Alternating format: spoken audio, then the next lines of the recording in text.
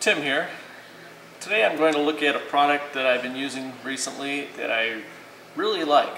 It's called the Flow-Mow, and it's for panning, especially for time-lapse panning. So I'm going to take a quick look at it, show you some of my sample videos that I've made with it, and different ways that I mount this, this device. So included with your Flow-Mow panning device are your decals, a GoPro mount for mounting on tripod, a mount for holding a cell phone or a smartphone. This is spring-loaded and it holds it, and then if your phone has, if you've got an app for time-lapse, you can create time-lapse using your cell phones.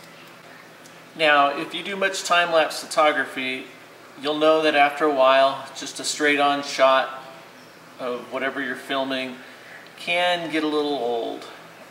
So one way to change things up or spice things up is to add panning to your time-lapse. Some people create their own do-it-yourself panning devices using egg timers or kitchen timers that you can get at stores like IKEA, and those work well. They all typically, though, have a 1 hour limit. 1 hour for a complete 360 rotation. And most of the devices that are sold commercially for panning also are similar to kitchen timers, with that they do it only in 1 hour 360. Flow-Mow is a little bit different in that it will do a 360 rotation in 2 hours. So it's slower than the ones that do the 360 in 1 hour. The device itself is shaped kind of in a teardrop shape with the pointed edge. Basically it tells you how far to turn it based on what you want as far as the amount of time and the amount of rotation. It does have your standard tripod mounts. On the top it tells you camera moves this way, counterclockwise, and it tells you turn Flow-Mow this way, so you know to turn it one way and you know which way your camera is going to move. On the bottom of the device they also have the directions. Mount camera on Flow-Mow, place Flow-Mow with camera in final position, turn slowly, top side of Flow-Mow clockwise to the desired starting position, start recording and your time-lapse video, and enjoy. So what you'll do is, when you have it mounted on something, you basically want to position the camera where you want your camera to end up.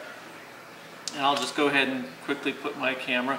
And this is essentially made for cameras such as GoPros or small handheld type cameras.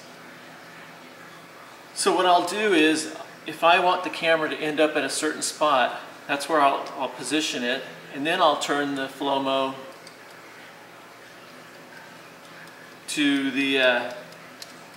where I want it to start, and it'll start. You can hear it clicking away. Very slow motion, or slow movement. And there you have it. That's basically what you do. You adjust your camera how you want that, where you want it aimed, and you let it go. Now, you have a number of options as far as mounting. You could just set this on something if you have a flat surface like this and let it go. You can mount it on this is like a bean bag basically, and put it on something, like your dash even, or somewhere that's you don't have to worry about a lot of movement as far as it sliding around. This does have a rubbery surface that helps it grip. So you could mount it on that. You could put it on like a Joby, something like this, and then clamp it onto a railing or something that's not quite, flat, and maybe wanted to hang it off something. So something like this works well. Or you could put it on a tripod. This is a small teapot that I have. So I would have to say I'm impressed with this product. I've used it quite a bit. It seems to stand up well right now. It's made of you have a soft feel to it.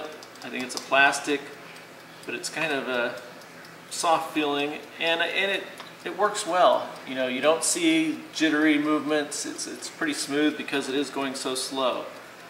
Now, some things that I think I would like to see differently maybe is that the same company would come out with one that does the hour for the 360.